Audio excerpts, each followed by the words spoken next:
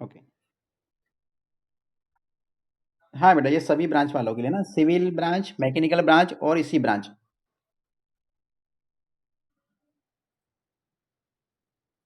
ठीक है, हो गया, चलो। ठीक है, यूनिट फर्स्ट चल रही है अपनी, बिल्डिंग मटेरियल्स एंड कंस्ट्रक्शन, जिसका नाम है ना, जो लोग नए आए हैं। पहली जो यूनिट है हमारी बिल्डिंग मटेरियल्स एंड कंस्ट्रक्शन। तो अलग अलग टाइप के मटेरियल्स होते हैं। ठीक है, ब्रिक्स होती है ना, जिसको हम बोलते हैं ईंट, स्टोन यानी पत्थर, सीमेंट है ना, मोर्टार, कंक्रीट है ना, इसके अलावा और भी टाइप के मटेरियल्स होते हैं। तो उसमें हमने पहला वाला टॉपिक जो लिया था है ना, ब्रिक्स, वो हमारे फिनिश हो गया है। सेकंड जो टॉपिक है हमारा बिल्डिंग मटेरियल का, वो है हमारा स्टोन।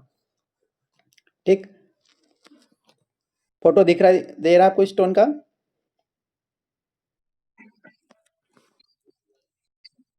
है ना, स्टोन का फोटो दिखाई दे रहा है। क्या बना रखा है बताओ, फोटो के अंदर क्या दिखाई दे रहा है? दीवार दिखाई दे रही है आपको, है ना, पत्थर की बनी हुई दिखाई दे रही है। ठीक है, अब हाँ, अब मुझे बताइए, है ना, थोड़ा सा अपन कंपैरिजन करके देखते हैं। अपन ने ब्रिक वाला टॉपिक पढ़ लिया है और अभी अपन स्टोन वाला टॉपिक अपन पढ़ रहे हैं। ठीक है, तो दोनों में क्या मुझे आप कंपेयर करके बता सकते हैं? दीवार जो होगी हमारी, वो ईंट वाली ज्यादा मजबूत होगी या जो हमारी स्टोन वाली जो होगी वो ज्यादा मजबूत होगी? किसकी कीमत ज्यादा होगी? स्टोन वाली दीवार जो होगी वो हमारी ज्यादा मजबूत होगी। ठीक है ना, पहला पॉइंट हो गया हमारा कि स्टोन वाली जो दीवार होगी वो हमारी मजबूत होगी, यानी इसकी स्ट्रेंथ ज्यादा होगी, है ना, as compare to brick masonry, है ना। अब इसके बाद सेकंड पॉइंट की यदि हम बात करते हैं यहाँ पे कंपैरिजन की, तो स्टोन जो है हमारी, यदि हम इससे हम दीवार यदि बना रहे हैं, तो क्या वो कॉस्टली रहेगी ब्रिक वाली दीवार से या चीपली रहेगी, यानी सस्ती रहेगी?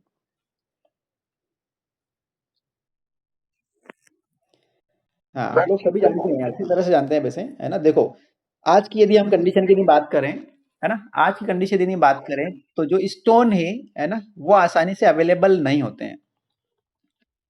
ठीक है, सभी को पता है ना। और ओल्ड टाइम की यदि हम बात करते थे, तो ओल्ड टाइम पे आप लोगों ने देखा होगा, है ना, ओल्ड पुराने समय की यदि हम बात करते हैं, तो आसानी से जो पत्थर है वो हमको अवेलेबल हो जाते थे। ठीक है, ईंट तो बहुत कम देखने को मिलती थी। तो पुराने टाइप के जितने भी मकान देखने को मिलते हैं ना, मेन जो मकान रहते थे, बिल्डिंग जो रहती थी, जो भी स्ट्रक्चर्स रहते थे, वो हमारी स्टोन के ही बने हुए रहते थे। ठीक है, ब्रिक्स उस समय जो प्रोडक्शन था वो बहुत कम था, है ना। अपने यहाँ पे बहुत कम मिलती थी, और मिलती भी थी तो वो थोड़ी सी क्या मिलती थी, महंगी मिलती थी, है ना। और स्टोन जो थे वो आसानी से अवेलेबल हो जाते थे, है ना। इसके अलावा सेकंड पॉइंट क्या हो गया कि आज की यदि हम बात करें, है ना, तो स्टोन की यदि हम कंस्ट्रक्शन कर रहे हैं, तो जो भी स्ट्रक्चर्स वगैरह बनाएंगे तो वो क्या हो जाएगा, कॉस्टली पड़ जाएगा, क्योंकि अभी हमको आसानी से अवेलेबल नहीं होता है एज कम्पेयर टू ब्रिक। ठीक, इसके अलावा थर्ड पॉइंट की यदि हम बात करते हैं, तो ब्रिक को आप लोगों ने देखा अच्छे से। अब यहाँ पे स्टोन भी आपको दिखाई दे रही है ना, यहाँ पे देखो, इस वाले पहले वाले फोटो में देखो स्टोन, है ना, और सेकंड वाले फोटो में देखो स्टोन। ठीक है, पहले वाले फोटो में यदि हम स्टोन को देखते हैं, तो यहाँ पे जो इसकी जो शेप है ना, शेप या जो साइज दिखाई दे रही है आपको, जो अनइवन दिखाई दे रही है, कोई भी स्टैंडर्ड साइज नहीं दिखाई दे रही है आपको। क्लियर? पहले वाला डायग्राम में हमारी कोई साइज उसकी दिखाई नहीं दे रही है कि ये कौन सी स्क्वायर साइज है, रेक्टेंगुलर है या सर्कल है, हमको ऐसी कोई भी दिखाई नहीं दे रही है। पर यदि हम सेकंड वाला डायग्राम में यदि देखते हैं, तो यहाँ पे हमको दिखाई दे रही है कि कुछ रेक्टेंगल टाइप की दिखाई दे रही है, कुछ स्क्वायर टाइप की दिखाई दे रही है। इस प्रकार से हमको अलग अलग उसमें साइज देखने को मिल रही है, मतलब। ठीक है, इसका मतलब ये हुआ कि स्टोन को यदि हमको कंस्ट्रक्शन पर्पज के लिए यदि यूज करना है, ठीक है, तो उसकी क्या करना पड़ेगी, हमको ड्रेसिंग करना पड़ेगी। क्या करना पड़ेगी? ड्रेसिंग। मतलब उसको ढालना रहेगा हमको कुछ स्टैंडर्ड साइज के अंदर या शेप के अंदर। क्लियर? बट ब्रिक की यदि हम बात करते हैं, तो ब्रिक्स को क्या ऐसा जरूरी होता है क्या? ब्रिक्स तो हमको रेडीमेडली स्टैंडर्ड साइज और शेप के अंदर मिलती है।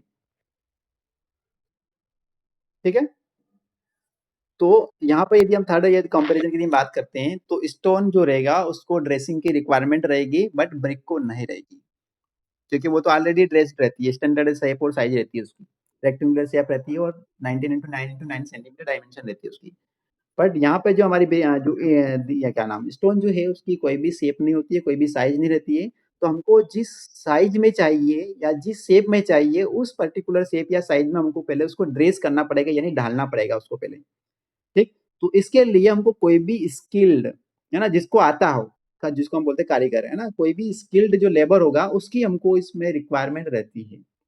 बट ब्रिक के अंदर हमको रेडीमेडली ऐसी कैसी हमको स्टैंडर्ड मिल जाती है। ठीक, इसके बाद नेक्स्ट पॉइंट की यदि हम बात करते हैं तो इस ईंट के अंदर है ना हमको जो रहेगा उसका जो वेट रहेगा है ना, वजन जो रहता है वो क्या रहता है, कम रहता है। ठीक, बट जो हमारा पत्थर रहता है उसका वेट क्या रहता है, ज्यादा रहता है। तो यदि मान लो हमको एक प्लेस से दूसरे प्लेस पे यदि हमको उसको क्या करना है, ट्रांसपोर्ट करना है, ले जाना है मान लो, तो ब्रिक्स के केस में हम क्या कर सकते हैं, आसानी से उसको ट्रांसपोर्ट कर सकते हैं, एक स्थान से दूसरे स्थान पे ले जा सकते हैं। बट इन केस स्टोन के केस में हमको कोई भी व्हीकल की रिक्वायरमेंट लग सकती है, ट्रांसपोर्ट करने के लिए हमको कोई भी व्हीकल की रिक्वायरमेंट लग सकती है, क्योंकि ये थोड़ा हैवी होता है वजन में, है ना। तो कोई भी एक बंदा जो रहेगा उसको उठाने में दिक्कत आएगी। ठीक है ना। इसके बाद यदि हम बात करते हैं इसकी प्रॉपर्टीज के बारे में, और बात यदि हम करते हैं तो और कंपैरिजन की बात करते हैं, क्या हो जाएगा बताओ इसके अलावा।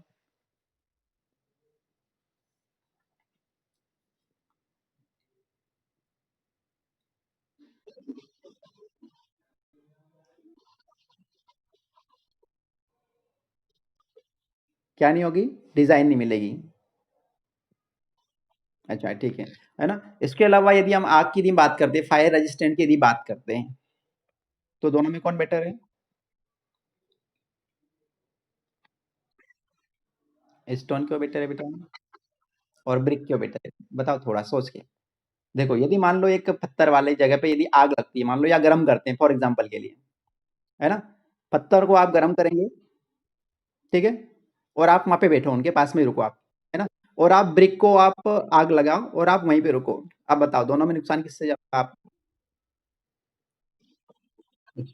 ज्यादा होगा, है ना, क्यों होगा, क्योंकि वो फूट सकता है, ब्लास्ट हो सकता है। ठीक है, तो यदि हम फायर रेजिस्ट की यदि हम बात करते हैं तो जो ब्रिक होती है ना, वो ज्यादा रेजिस्ट करती है, ठीक है, एज कम्पेयर टू स्टैंड, या बेटर उसकी रेजिस्टिविटी होती है। ठीक है, ये ध्यान रखना है। इसके अलावा और बताइए। हाँ, वाटर के कंपेयर में यदि हम बात करते हैं तो वाटर के केस में क्या हो जाएगा, ब्रिक वर्क जो है ना, ब्रिक के केस में यदि हम बात करते हैं, है ना, तो ब्रिक जो रहेगी वो हमारी लेस रहेगी, है ना, लेस वाटर टाइट रहेगी, यानी क्योंकि वो पानी को क्या कर लेगी, वो एब्जॉर्ब करती है, ज्यादा एब्जॉर्ब करती है as compare to stone. Stone क्या करता है, कम एब्जॉर्ब करता है। ठीक है, तो वाटर केस में यदि हम बात करते हैं तो स्टोन जो रहता है वो वाटर टाइट मटेरियल रहता है, ठीक है, पानी को कम एब्जॉर्ब करता है, और स्ट्रॉन्गर रहेगा, हमारा स्टोन वर्क जो रहेगा वो स्ट्रॉन्गर रहेगा, ठीक है, स्ट्रेंथ प्रॉपर मिलती है उसकी, अच्छी मिलती है, कोई दिक्कत नहीं है, तो हो गया पहला अपना। ठीक है, और यदि स्टोन भी यदि हमारा यदि आज की कंडीशन में यदि हम बात करते हैं तो स्टोन उस इलाके में या उस एरिया में हमको आसानी से या चीपर यानी सस्ता पड़ जाएगा, जहाँ पे आसानी से अवेलेबल हो जाता है। जैसे हम राजस्थान की यदि हम बात करते हैं, ठीक है, तो राजस्थान में देखने को मिलते हैं हमको मोस्टली जो हमारे जो पत्थर है वो बहुत ज्यादा क्वांटिटी वहां पे हमको मिल जाते हैं। तो यदि वहां पे यदि हम बात करते हैं तो वहां पे उनके लिए वो सस्ता पड़ जाता है। ठीक है, पर अपने यहाँ की यदि हम बात करते हैं तो यहाँ पे अपने यहाँ पे कॉस्टली पड़ जाएगा, है ना। आप लोग देखना राजस्थान में जाना, आप जोधपुर वगैरह जयपुर वगैरह वहां पे जाना, है ना, वहां पे देख रखा मैक्सिमम जो मकान जो है, बिल्डिंग्स वगैरह जो भी स्ट्रक्चर्स वो स्टोन के बने हुए आपको दिख जाएंगे, लाल पत्थर वाले। ठीक है, क्योंकि वहां पे उनको आसानी से अवेलेबल हो जाता है, इसलिए वो उनको सस्ता पड़ जाता है। ठीक है,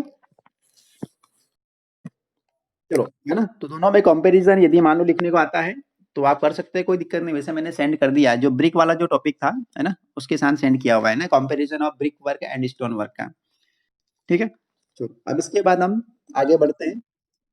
हाँ, अब स्टोन की यदि हम बात करते हैं, स्टोन हमको अवेलेबल कैसे होता है। देखो स्टोन्स किसको बोलेंगे, अब जो हमारे बिल्डिंग स्टोन्स हैं, है ना, जो स्ट्रक्चरल पर्पस के लिए हम यूज करते हैं उसको कौन सा वाला स्टोन को बोलेंगे।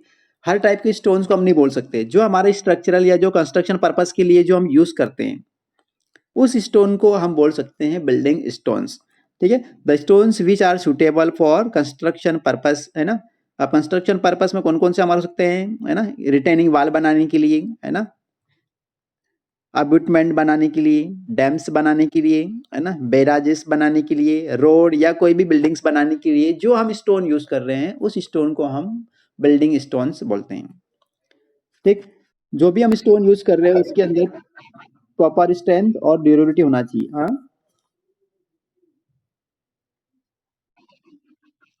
हाँ, डैम देखा आप लोगों ने, डैम, बांध जिसको बोलते हैं, ठीक। बैराज डैम जो है वो रहता है बड़ा वाला स्ट्रक्चर्स रहता है, ठीक है। और बैराजेस जो रहते हैं वो छोटे वाले स्ट्रक्चर्स रहते हैं, है ना, जो नाले वगैरह जो रहते हैं ना छोटे वाले, वहां पे पानी को रोकने के लिए, स्टोरेज करने के लिए जो हम यूज करते हैं स्ट्रक्चर जो बनाते हैं उसको हम बोलते हैं बैराजेस, ठीक है। और डैम जो रहता है वो लार्ज कैपेसिटी में यदि आपको स्टोरेज करना है, पानी को स्टोर करना है, तो उसके लिए हम डैम यूज करते हैं, डैम बनाते हैं, ठीक है। हाँ, अबाउट में रिटेनिंग वाल देखो, सबसे पहले रिटेनिंग वाल जो है रिटेन करने के लिए, है ना। वाल मतलब जो वाल अर्थ के जो लोड रहेगा, है ना, जो अर्थ रहेगी हमारी, जो जमीन रहती है, भूमि रहती है, तो जहां पर भी हम स्ट्रक्चर्स बना रहे हैं और यदि उसके ऊपर अर्थ का यदि लोड आ रहा है, तो उसको रिटेन करने के लिए जिस वाल का हम कंस्ट्रक्शन करते हैं अर्थ के लोड को है ना, रोकने के लिए, उस वाल को हम बोलते हैं रिटेनिंग वाल, ठीक है। अर्थ के लोड को रिटेन करने के लिए, उसको रोकने के लिए, उस स्ट्रक्चर्स के ऊपर ना आए, ठीक है। तो उस वाल के थ्रू हम क्या कर देंगे, उसको रोक देंगे ताकि उस स्ट्रक्चर के ऊपर हमारा लोड ना आए, उस अर्थ का लोड ना आए, ठीक है। इसके अलावा अबूटमेंट जो होते हैं, तो जो हमारे ब्रिज बनते हैं, है ना, ब्रिज जब बनाते हैं तो स्टार्टिंग में और एंडिंग में जो एलिमेंट्स रहता है, देखा होगा आप लोगों ने, स्टोन का बना हुआ रहता है, ठीक है। तो स्टार्टिंग और जहाँ से स्टार्ट करते हैं ब्रिज और जहाँ पे एंड होता है ब्रिज का, है ना, पुलिये का, वहां पर जो एलिमेंट्स रहता है ना, स्टोन का, उस स्टोन एलिमेंट को हम बोलते हैं एबुटमेंट। वो उसका पर्पस भी यही है, जो अर्थ का जो लोड रहता है उसको वो रिटर्न करता है या रोके रखता है, ठीक है। रिटेनिंग वाल क्या होती है, अर्थ के लोड को रिटर्न करने के लिए या रोकने के लिए, ताकि जो हमारा जो भी स्ट्रक्चर्स बना रहे हैं हम किसी भी टाइप का, तो उसके ऊपर उस अर्थ का लोड ना आए, ठीक। तो उसके लिए हम एक वाल बना देते हैं, तो उस वाल को हम बोलते हैं रिटेनिंग वाल, अबूटमेंट, है ना। स्टार्टिंग और एंडिंग वाला जो एलिमेंट्स होता है ब्रिज का, पहला और आखिरी वाला, ठीक है, शुरू और उसके आखिरी में। और इसका पर्पस भी यही है, जो अर्थ का जो लोड होता है ना, वो डायरेक्टली हमारा जो ब्रिज, जो पहला वाला जो पार्ट रहता है ब्रिज के ऊपर, कॉलम में या जो पियर जो रहता है उसके ऊपर ना आए, उसके लिए हम एबेटमेंट का कंस्ट्रक्शन करते हैं स्टोन की हेल्प से। डैम, पानी को स्टोरेज करने के लिए लार्ज, है ना, कैपेसिटी में यदि हमको स्टोर करना है तो डैम्स बनाते हैं, ठीक। बैराज, जो छोटे वाले जो नाले वगैरह जो रहते हैं वहां पे यदि हमको पानी का स्टोरेज करना है तो वहां पे हम बैराज बनाते हैं, ठीक है। इसके अलावा रोड, रोड बनाने के लिए गिट्टी के रूप में हम यूज करते हैं, ठीक है। अब जो भी हम बिल्डिंग स्टोन्स यूज कर रहे हैं उसके अंदर प्रॉपर स्ट्रेंथ होना चाहिए, है ना। और उसके बाद ड्यूरेबल होना चाहिए, मतलब उसके ऊपर कोई भी वेदरिंग या एटमॉस्फेयर जो है हमारा मौसम है ना, वातावरण का, उस पे कोई भी इफेक्ट नहीं होना चाहिए। चाहे हमारा एटमॉस्फेयर किसी भी कंडीशन में ढल जाए, चाहे बारिश हो, है ना, या ठंड हो, गर्मी हो, या और कोई भी मौसम हो, तो उसका हमारी स्टोन के ऊपर कोई भी असर ना हो, ठीक। मतलब ड्यूरेबल होना चाहिए, अच्छे से टिकाऊ होना चाहिए, ज्यादा समय तक चलना चाहिए, ठीक है। समझ में आ रहा है बेटा? ठीक है। अब उसके बाद हम इसको कैसे ऑब्टेन करते हैं, जो स्टोन है हमारा वो कहाँ से मिलता है, तो जो भी हमारी नेचुरल रॉक होती है ना, जो नेचुरल रॉक होती है उस रॉक को हम क्या करते हैं, उसके टुकड़े करते हैं, है ना, सेगमेंटल पार्ट में हम क्या करते हैं, उसके टुकड़े करते हैं ब्लास्ट करके या डिगिंग करके या और किसी मेथड के थ्रू, ठीक। और जो हमको मिलता है उसको हम बोलते हैं स्टोन, ठीक। तो यहाँ पे स्टोन की मैंने एक छोटी सी डिफाइन, है ना, छोटी सी लाइन में, केवल 2 लाइन में, है ना,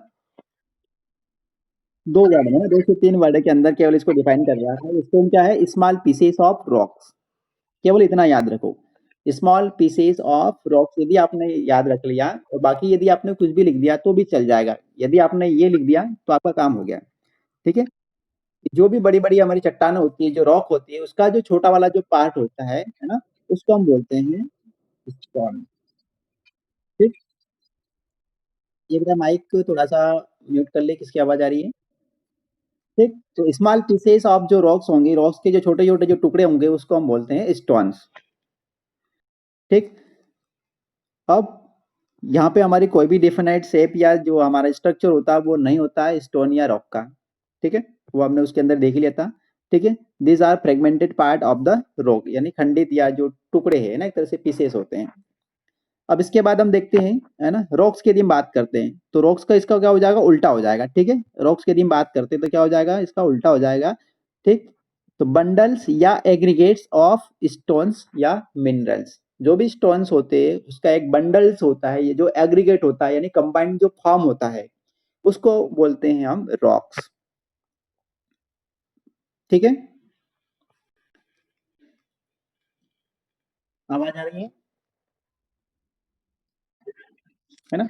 हाँ, आवाज यदि बंद हो जाए तो बता देना, कोई भी कंफ्यूजन हो तो बता देना, है ना? अब सोर्स ऑफ स्टोन्स में हमने देख लिया कि जो भी हमारी रॉक्स होती है उस रॉक से हमको क्या मिलता है, स्टोन मिलता है। ठीक, अब जो हमारी रॉक होगी या जो भी स्टोन्स वगैरह होंगे उसके अंदर हमारे दो टाइप के केमिकल्स, सॉरी केमिकल्स हो, अलग अलग टाइप के केमिकल्स हो सकता है उसके अंदर प्रेजेंट हो सकता है, या अलग अलग टाइप के उसके अंदर मिनरल्स वगैरह प्रेजेंट हो सकते हैं, है ना? ये सभी को पता है कि अर्थ के अंदर जो हमारी रॉक जो पाई जाती है उसके अंदर अलग अलग टाइप के मिनरल्स हो सकते हैं, पता है सभी को। यदि मान लो किसी पर्टिकुलर रॉक के अंदर यदि किसी एक टाइप का, है ना, यदि उसके अंदर मिनरल्स प्रेजेंट है तो उसको हम क्या बोलते हैं, मोनोमिनरलिक। और यदि उसके अंदर नंबर ऑफ टाइप्स के, है ना, सेवरल टाइप्स के यदि उसके अंदर मिनरल्स यदि प्रेजेंट अवेलेबल है ना, अवेलेबल है, तो उसको हम बोल रहे हैं पॉलीमिनरलिक रॉक। ठीक है, जो हमारे स्टोन्स रहता है वो रॉक से हमको मिलता है। ठीक, जो रॉक रहती है उसका कोई भी डिफाइनेट पोर्शन या कोई भी शेप या साइज नहीं होती अर्थ सरफेस के अंदर। ठीक, और कोई ना ही वो होमोजेनियस होता है, ना ही कोई उसके अंदर केमिकल कंपोजिशन होता है डेफिनेट शेप या साइज के अंदर। ठीक, इसके अलावा यदि मोनोमिनरलिक बोलेंगे, यदि उसके अंदर केवल किसी एक ही टाइप का यदि मिनरल्स प्रेजेंट है तो वो होगी हमारी मोनोमिनरलिक रॉक। और यदि उसके अंदर अलग अलग टाइप्स के यदि अवेलेबल है मिनरल्स, ठीक है, तो उसको हम बोलेंगे पॉलीमिनरलिक रॉक। ठीक, ये कुछ एग्जांपल्स दे रखे हैं, quartz, sand, pure gypsum, magnesite, है ना? ये एग्जांपल्स हमारे किसके, मोनोमिनरलिक, यानी उसके अंदर केवल एक ही टाइप का मिनरल्स प्रेजेंट होगा। ठीक है, इसके अलावा जो हमारी पॉली जिसके अंदर ज्यादा है ना, सेवरल टाइप्स के जो मिनरल्स होंगे वो प्रेजेंट होंगे, तो वो हो गया हमारे बेसाल्ट, ग्रेनाइट। ये दो मेन एग्जांपल्स है, इसके अलावा और भी एग्जांपल्स होते हैं। ठीक है, बेसाल्ट वाली जो चट्टान होती है ना, ये सबसे ऊपर वाली जो चट्टान होती है हमारी, है ना, अपना जो दक्कन वाला जो पठार है, मालवा वाला जो पठार है अपना, है ना, इसमें यही वाली चट्टानें पाई जाती है, बेसाल्ट वाली रॉक पाई जाती है। ठीक है, अब आगे बढ़ते हैं हम। क्लासिफिकेशन की बात करते हैं तो आप लोग ने वैसे पढ़ रखा है मेरे ख्याल से। ठीक है, जो रॉक्स होगी पहले हम उसको समझना पड़ेगा, स्टोन तो बाद में आएगी हमारी। ठीक, तो रॉक्स की यदि हम बात करते हैं, ठीक है, तो एग्रीगेट्स या बंडल्स होता है, जो भी स्टोन्स होते हैं उसके एग्रीगेट या एक कंबाइंड जो फॉर्म होता है स्टोन्स का या मिनरल्स का, उसको हम बोलते हैं रॉक्स। रॉक्स कैसे बनती है हमारी, बताइए कोई, रॉक्स कैसे बनती है हमारी चट्टान?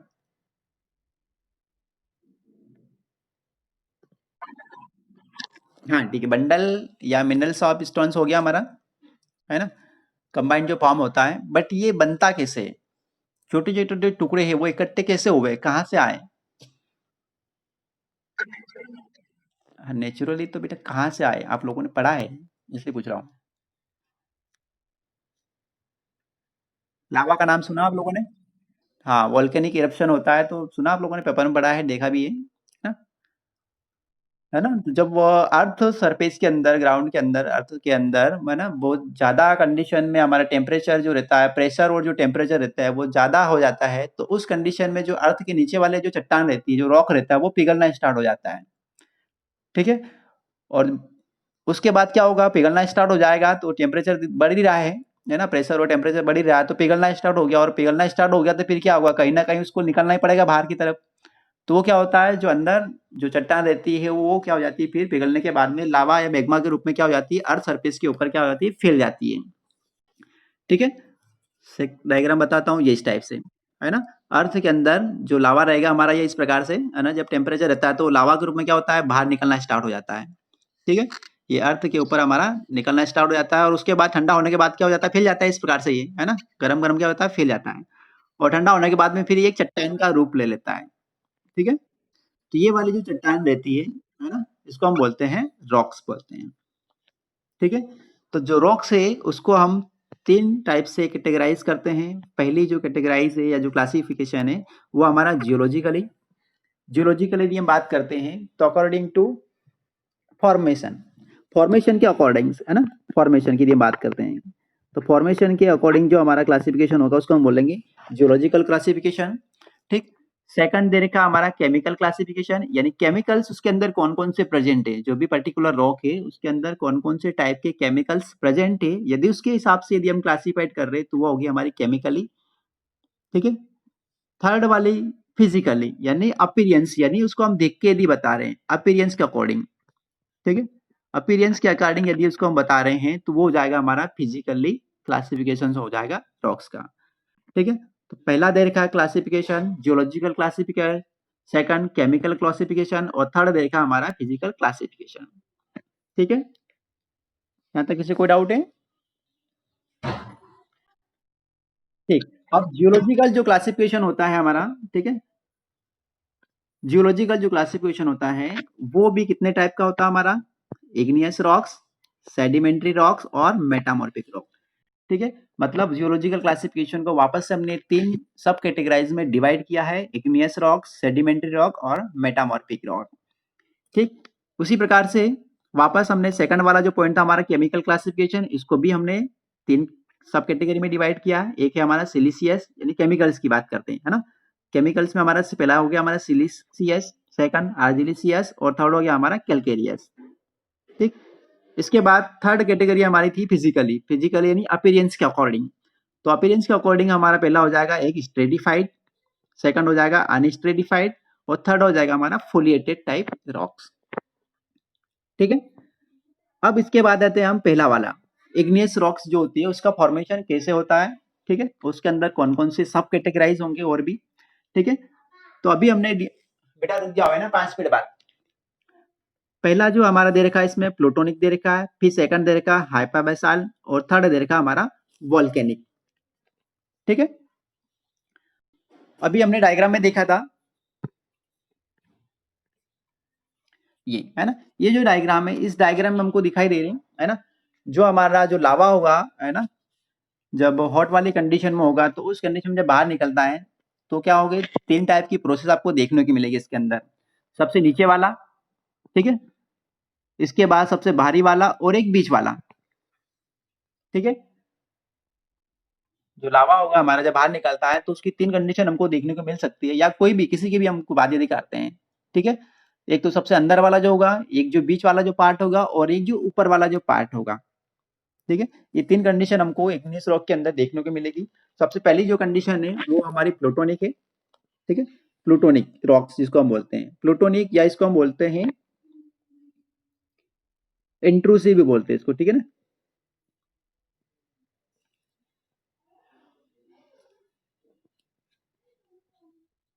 ये थोड़ा सा मिस्टेक है ना, ये गलत है।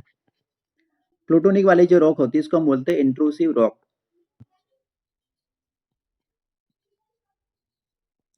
ठीक है। जो अंदर वाली जो रॉक होती है ना, सबसे अंदर वाली जो रॉक होती है, देखिए उसको हम बोलते हैं प्लूटोनिक रॉक या इंट्रूसिव रॉक, ठीक है। सबसे अंदर वाली जो रॉक होगी, है ना, क्या बता रहा हूँ इसको, millions of years cooling time होगा, मतलब जो ठंडे होने का जो टाइम होगा उसका मिलियंस ऑफ ईयर हो सकता है।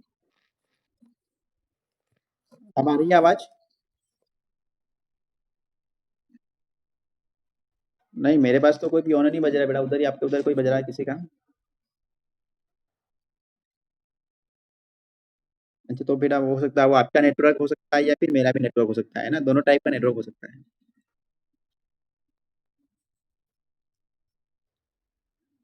नहीं, किसी की आवाज आ रही थी मेरे को, सरेटे की आवाज आ रही थी, किसी की सुनाई दे रही थी मुझे।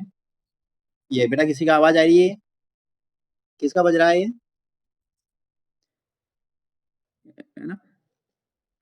वैसे आप माइक जो है आपका, है ना, वो म्यूट ही रखें, है ना। यदि मैं कोई क्वेश्चन यदि करता हूँ, कुछ पूछता हूँ तो उसको थोड़ी देर के लिए आप अनम्यूट कर दिया, है ना। बाकी आप म्यूट ही रखें अपने माइक को, ठीक है। तो पहली वाली जो हमारी रॉक है वो हमारी इंट्रूसिव जिसको हम बोलते हैं प्लूटोनिक रॉक्स। इसका जो कूलिंग टाइम जो होता है वो मिलियंस में हो सकता है, ईयर्स में, ठीक। प्लूटोनिक वाली जो रॉक होती है हमारी, उसके अंदर जो स्ट्रक्चर्स जो कंपोजिशन जो होगा, है ना, वो कोर्स वाले होंगे यानी बड़े वाले पार्टिकल्स होंगे, ठीक। इसके बाद जो डेप्थ होगी, है ना, हमने देखा कि इंट्रोसी यानी नाम से क्लियर लग रहा है, इंट्रोसी यानी सबसे अंदर वाले आंतरिक वाली जो होगी, है ना। तो ये इसकी जो डेप्थ होगी, इस वाली जो रॉक होगी उसकी जो डेप्थ होगी वो ज्यादा होगी, ठीक है।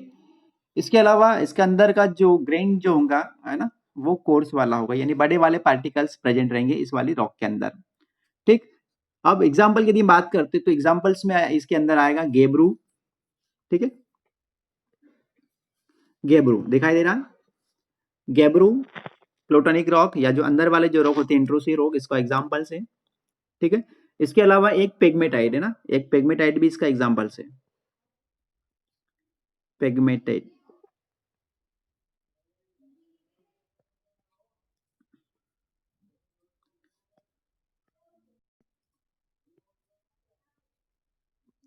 ठीक है, एक पेग्मेटाइट भी इसका एग्जाम्पल्स है प्लूटोनिक वाले का, ठीक है,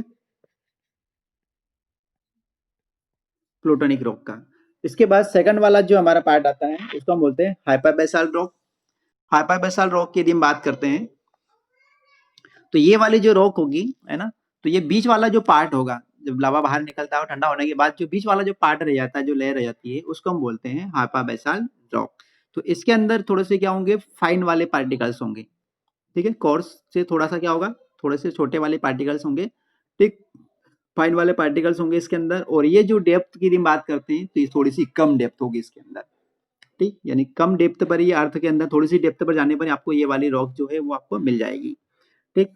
अब इसके एग्जाम्पल की बात करते हैं तो इसमें डोलेराइट जो है वो आपको एग्जाम्पल्स मिलेगा, है ना, डायग्राम में मेरे पास दिखाई नहीं है, डायग्राम है ना, डोलेराइट है ना, डोलेराइट इसका एग्जाम्पल है। सेकंड वाली जो है हमारी हाइपर बेसाइट।